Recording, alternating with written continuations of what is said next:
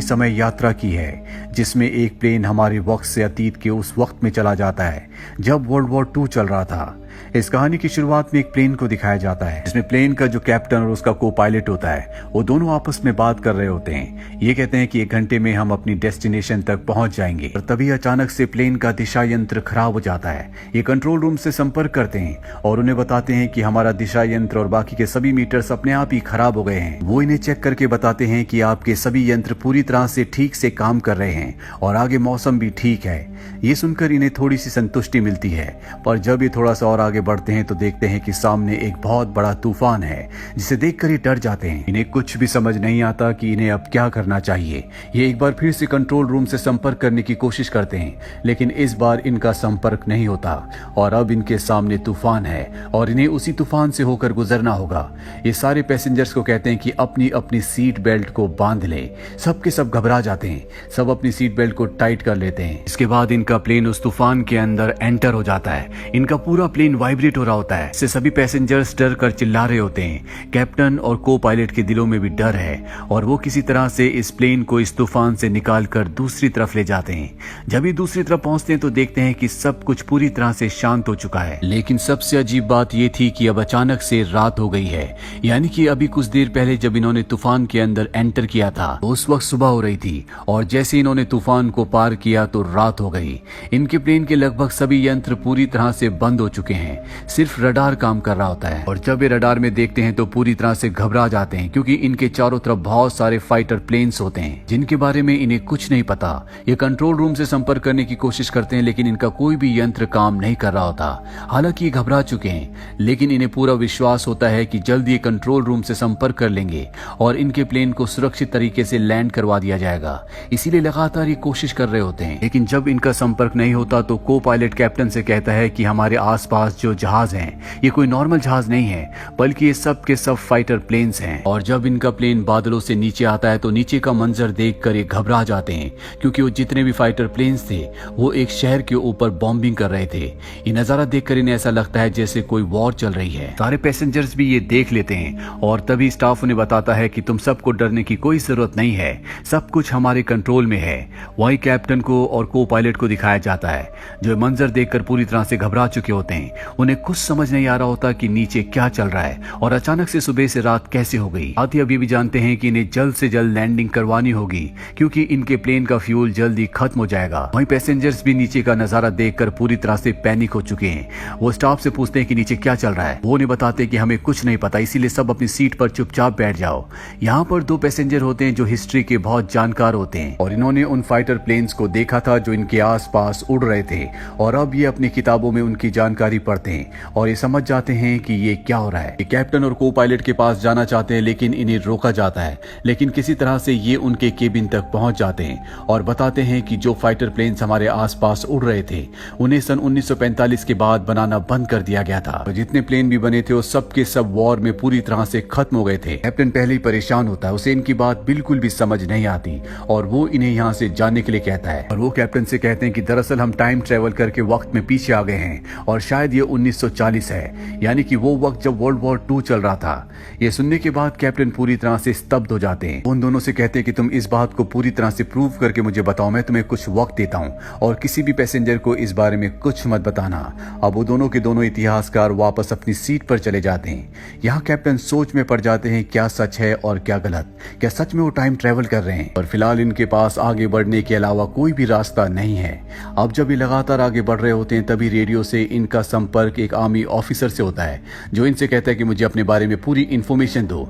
दरअसल उस army officer को लग रहा होता है कि ये दुश्मन का जहाज है। ये उस आर्मी ऑफिसर से मदद मांगते हैं लेकिन वो कंफ्यूज होता है क्योंकि उसे नहीं पता कि इस प्लेन में कौन है। और अब कैप्टन उससे आज की तारीख पूछते हैं। वो बताता है कि आज 17 जून सन 1940 है। ये तारीख सुनने के बाद कैप्टन और को पायलट के होश उड़ जाते हैं। उन्हें यकीन हो जाता है कि सच में उस समय यात्रा करके अतीत में यानी कि सन 1940 में आ गए हैं। दरअसल ये ये अपने वक्त से 75 साल पीछे आ चुके हैं। जब इनकी फ्लाइट ने टेक ऑफ किया था तब वक्त साल था सन 2015 का और ये साल है सन 1940। इसके बाद कैप्टन उन दोनों इतिहासकारों को बुलाते हैं जिन्होंने कैप्टन को सबसे पहले कहा था कि वो समय यात्रा करके अतीत में आ गए हैं जहां पर वर्ल्ड वॉर 2 चल रहा है। दरअसल उन दोनों को पता होता है कि इतिहास की कौन सी तारीख को कौन सी घटना हुई थी और अब वो दोनों इतिहासकार उस आर्मी ऑफिसर को बताते हैं कि एक बहुत बड़ा जहाज डूबने वाला है, जो सुनकर वो हैरान हो जाता है और ये बात अपने सीनियर ऑफिसर्स को बताने के लिए जाता है। वहीं वो दोनों इतिहासकार कैप्टन को बताते हैं कि मौसम में कुछ ऐसी खराबी, ऐसे चेंजेस हुए जिससे हम सन 2015 से 1940 में आ गए, यानी कि इनका पूरा का पूरा प्लेन पैसेंजर्स के साथ टाइम ट्रेवल कर चुका है और ये सब उस वक्त में है जहां पर हर पल इनकी जान को खतरा है। दोनों इतिहासकार कैप्टन को ये भी बताते हैं कि हम इस वक्त से नहीं है, इसीलिए जल्दी हम वापस अपने वक्त में चले जाएंगे, बस हमें सही वक्त का इंतजार करना होगा। हमारे लिए बस सबसे चैलेंजिंग होगा अपनी जान बचाना, क्योंकि ये जंग का माहौल है, ये वर्ल्ड वॉर 2 है। अगर हमने अपनी जान बचा ली तो हम जल्द ही अपने वक्त में वापस चले जाएंगे। अब इनकी सारी बातें एक पैसेंजर सुन लेता है जो घबरा जाता है और वो सभी पैसेंजर्स को ये बात बता देता है, लेकिन कोई भी उसकी बात पर यकीन नहीं करता क्योंकि ये बात होती ऐसी है। हालांकि कुछ लोग उसकी बात मान जाते हैं और तभी 2 सोल्जर्स खड़े हो जाते हैं जो इसी प्लेन में सफर कर रहे होते हैं और सबसे कहते हैं कि अपनी अपनी सीट्स में आराम से बैठ जाओ। दरअसल ये नहीं चाहते कि किसी की बेवकूफी की वजह से कोई भी गड़बड़ी हो। वहीं कैप्टन को दिखाया जाता है जिससे एक बार फिर से वो आर्मी ऑफिसर रेडियो से संपर्क करता है और कहता है कि जो आपने हमें इंफॉर्मेशन दी थी वो बिल्कुल ठीक थी, आपकी वजह से हमारे कई लोग बच गए, नहीं तो सबके सब उस जहाज के साथ डूब कर मारे जाते। मैं तुम्हारी मदद करने के लिए तैयार हूँ, मुझे बताओ कि तुम्हारी लोकेशन क्या है। लेकिन इन्हें भी नहीं पता होता कि इनकी लोकेशन क्या है। दरअसल इनके जो मीटर्स होते हैं वो पूरी तरह से अब बंद पड़ चुके हैं, इसीलिए अपनी लोकेशन उन्हें दिखाने के लिए प्लेन की सभी लाइट्स को ऑन कर देते हैं ताकि आसमान में इनकी लोकेशन को देख लिया जाए। लेकिन होता इसका उल्टा ही है। यहाँ पर आसमान में जो फाइटर प्लेन्स होते हैं वो इनके प्लेन को देख लेते हैं और इनके प्लेन के ऊपर हमला करना शुरू कर देते हैं। कैप्टन को एहसास है कि उनके जो फाइटर प्लेन्स हैं उनकी टेक्नोलॉजी बहुत पुरानी है, इसीलिए अपने प्लेन को और भी नीचे ले जाते हैं। फाइटर प्लेन्स अब भी उनका लगातार पीछा कर रहे होते हैं और इससे पहले कि वो और भी नीचे जाते, कैप्टन और को पायलट अपने प्लेन को ऊपर ले आते हैं। फाइटर प्लेन्स के अंदर इतनी तेजी से मूव करने की टेक्नोलॉजी नहीं होती और जब वो ऐसा करने की कोशिश करते हैं तो ब्लास्ट हो जाते हैं। पर कैप्टन और को पायलट के सामने अब भी बहुत बड़ी चुनौती है क्योंकि इनके प्लेन के अंदर फ्यूल जल्दी खत्म होने वाला है। और इससे पहले कि ये कुछ सोच पाते 2 फाइटर प्लेन्स और इनके ऊपर हमला कर देते हैं जिससे इनके प्लेन की विंडो भी टूट जाती है।